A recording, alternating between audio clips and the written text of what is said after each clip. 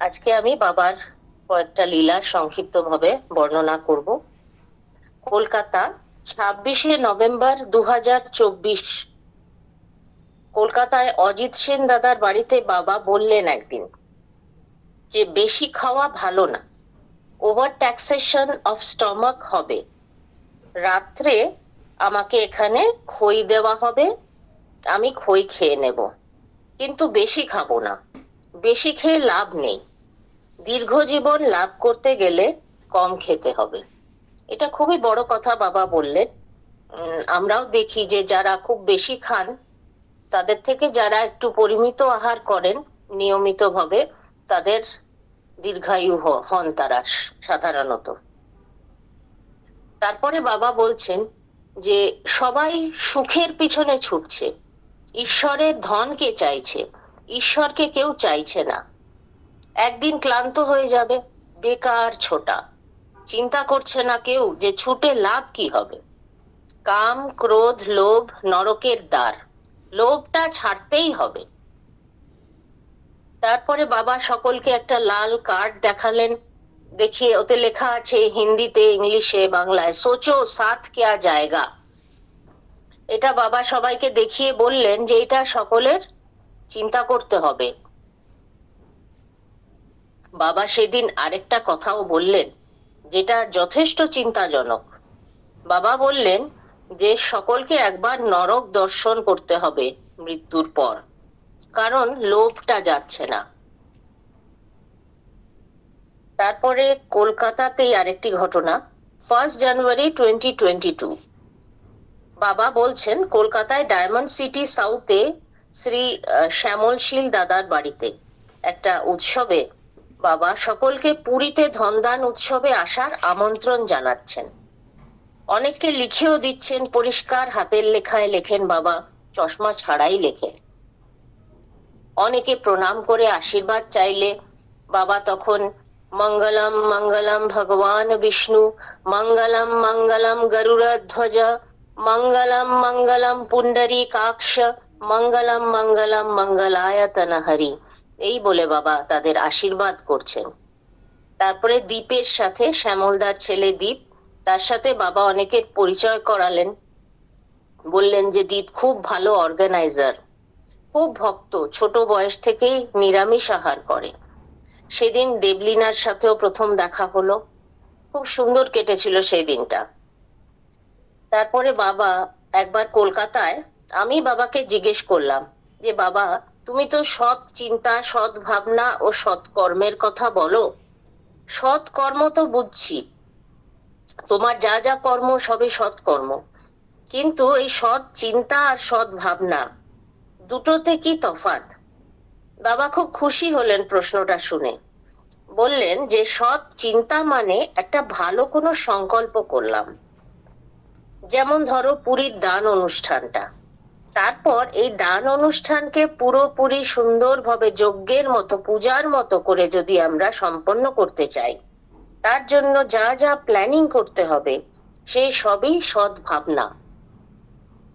এখন এত বড় একটা প্রোগ্রাম করতে গেলে কত রকম ভাবনা থাকে, কি কি দান করা হবে, জিনিসগুলো কোথা থেকে কেনা হবে, কিভাবে প্যাক করা হবে, কি রকম ব্যাগে দেওয়া হবে, এবং ব্যাগগুলো যেই ব্যাগে করে সব জিনিস দেওয়া হবে, দানের জিনিস, সেই ব্যাগটার কতটা ওজন নিতে পারে সেটা খুব ইম্পর্টেন্ট, সেই ব্যাপারে ভাবতে হবে।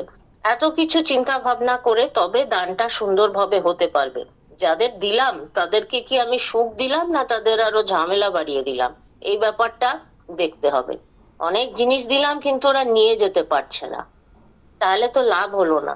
তো এই চিন্তা ভাবনা, এগুলো হচ্ছে কি সৎ ভাবনা। এবং পুরো ব্যাপারটাকে সুন্দরভাবে সম্পন্ন করার জন্য যা যা কাজ করতে হবে সবই সৎ কর্ম, এটাই সাত্বিক কর্ম। এই কর্মতে কোনো মেটেরিয়াল গেইনের কথা ভাবা হয় না। এই কর্ম করতে পারলে গুরুদেবও খুব খুশি হন, কাজে আমাদের এতে অনেক স্পিরিচুয়াল বেনিফিট হয়। একবার মনে পড়ছে দীপদের বাড়িতে, শ্যামলদার বাড়িতে অনেক জিনিস দেওয়া হবে নবদ্বীপের দানে, তখন ওরা চিন্তা করছেন, ওখানে সঞ্জয় দা ছিলেন, দীপ আরো অন্যান্য ভক্তরা, দীপের মা, যে কিভাবে দেওয়া হবে জিনিসগুলো। তো হঠাৎ বাবা অন্যদের সঙ্গে কথা বলছিলেন, বলতে বলতে হঠাৎ বাবা উঠে পড়লেন, উঠে বললেন যে অনেকে সাজেস্ট করছিল তাহলে কি চটের ব্যাগে দেওয়া হবে। বাবা বললেন যে না, এটা 70 মাইক্রনের উপরে হতে হবে। উঠে গিয়ে বাবা হঠাৎ করে বললেন, বাবা সম্পূর্ণ অন্য কথার মধ্যে ছিলেন, অন্য ডিসকাশন হচ্ছিল, আয়ুর্বেদিক ওষুধ টষুধের কথা উনি অনেক ভক্তদের বলছিলেন। হঠাৎ বাবা ওখানে উঠে গিয়ে বললেন 70 মাইক্রন লাগবে মিনিমাম, আর নিচে হলে মুশকিল। তখন সকলে আশ্চর্য হয়ে গেল, মানে বাবা যে কি, আমরা বাবাকে চিনতে পারিনি। তারপরে বাবা বলে একটু হাসলেন এবং সকলেই বুঝলো যে এটা মানে একটু অস্বাভাবিক জিনিসই হলো আর কি। তারপরে পুরীতে বাবা এক ভক্তকে বোঝাচ্ছেন যে কর্মের কৌশলই যোগ। যোগ হচ্ছে কর্মের কৌশল, সাধারণ কাজকে কিভাবে আমরা কর্মযোগে পরিণত করব, সেটা কিন্তু বোঝার বিষয়। আমাদের দৈনন্দিন কাজকর্ম ও কর্মযোগ হতে পারে।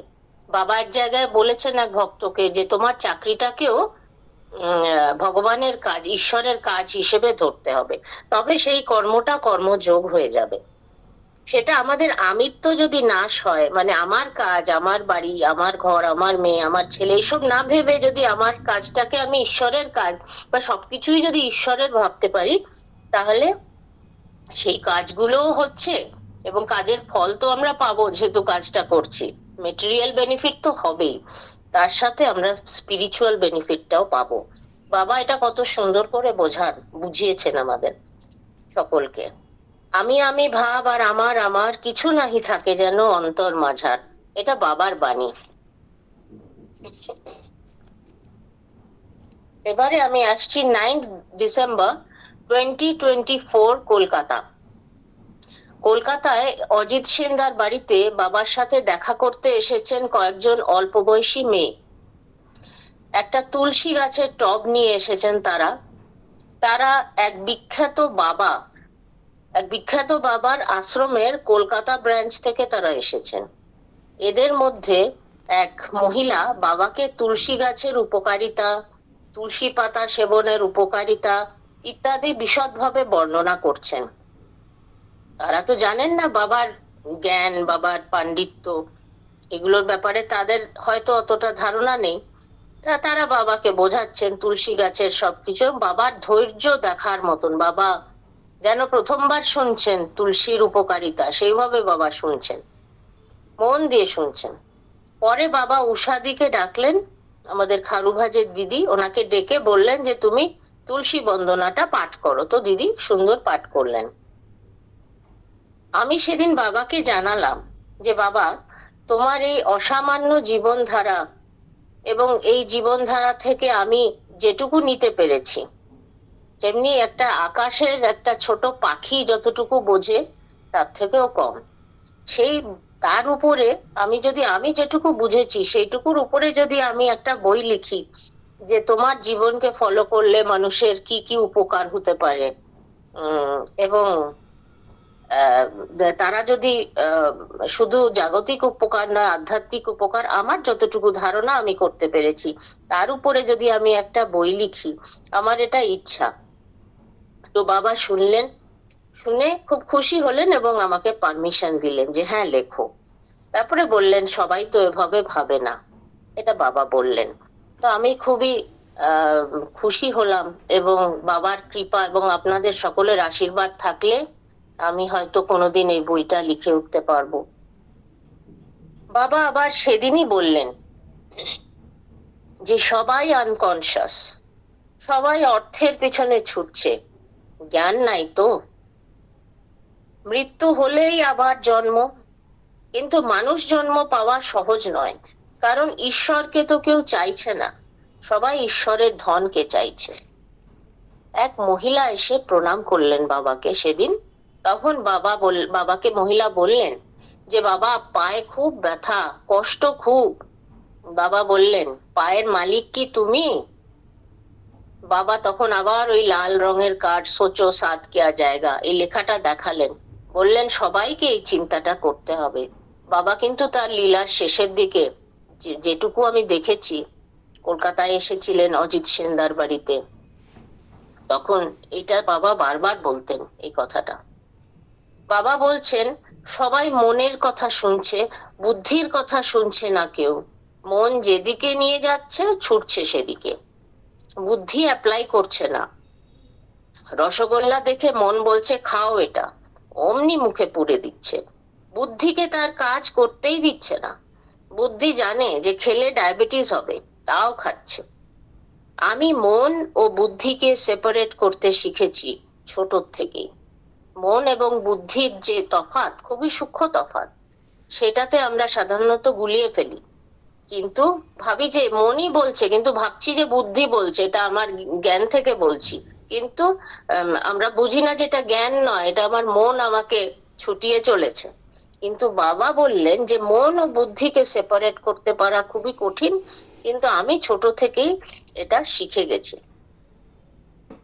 ছোট বয়স থেকে বাবার মিষ্টির প্রতি কোনো স্পৃহা ছিল না। বাবা বললেন যে 4 বছর বয়স পর্যন্ত বাবা ভাতের মার খেয়ে বড় হয়েছেন।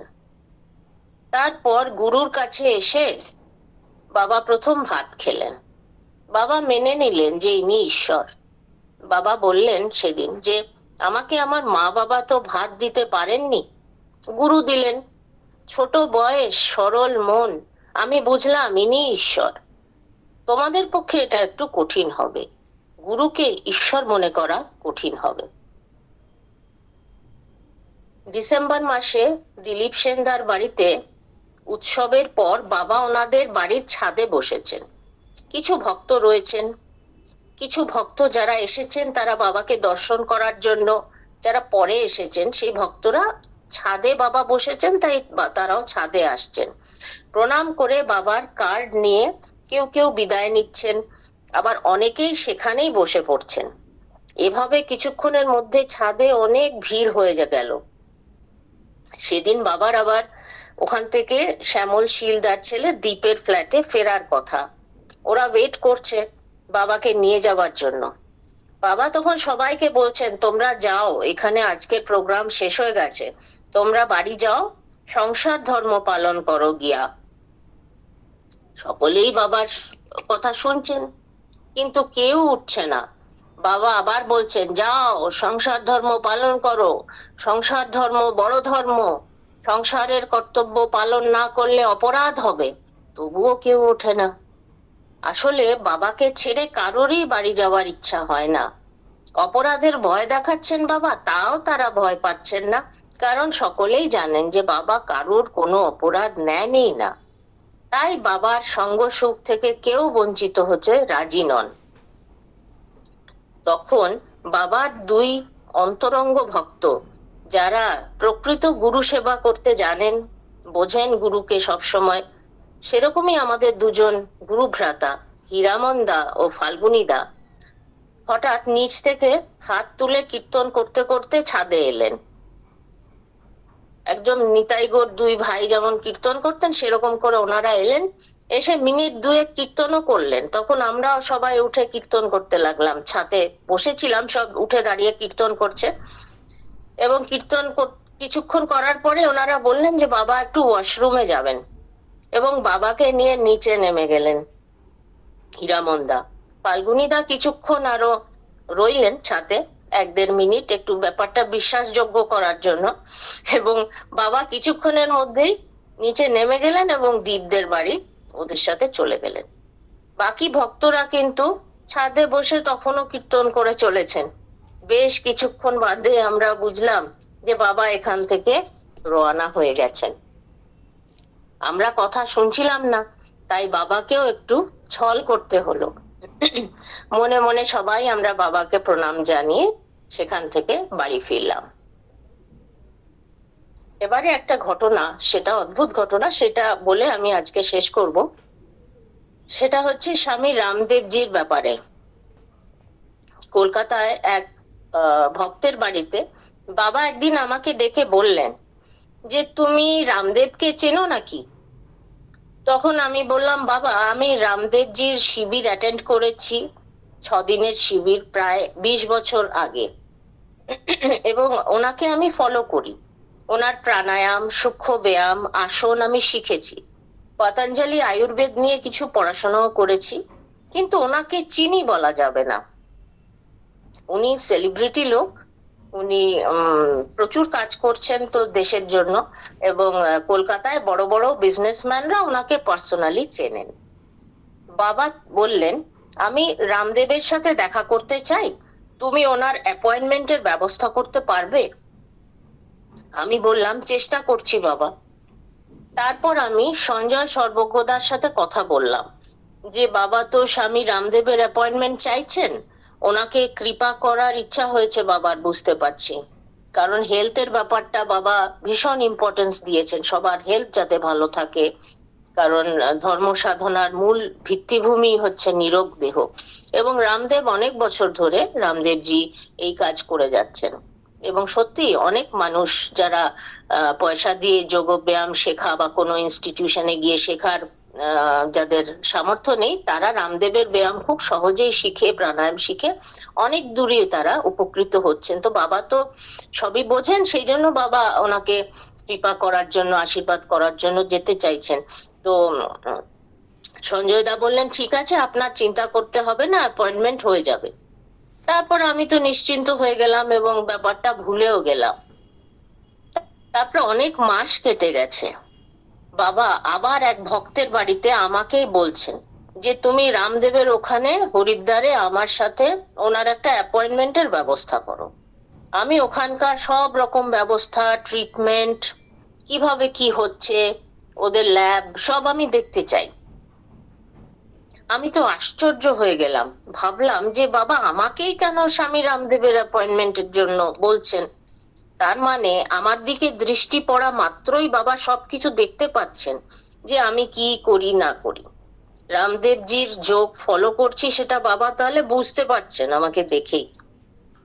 প্রতিদিন সকালে আস্থা চ্যানেল ও ইন্ডিয়া টিভিতে স্বামী রামদেবের লাইভ অনুষ্ঠান হয়, সেটা দেখে আমি করি, এবং বাবা সবই বোঝেন, এবং সেই কারণেই আমার এই ডেইলি সৎসঙ্গটা জয়েন করা হয়নি এতদিন। আমি দেখেছি যে রামদেবজিকে যে আমি ফলো করছি, এই ব্যাপারটা বাবা সবসময় অ্যাপ্রিসিয়েট করেছেন। অনেক সময় বাবা আয়ুর্বেদিক মেডিসিন নিয়ে আমার সাথে কথা বলেছেন। একবার বললেন যে হাই বিপি হলে রামদেব কি দেয়?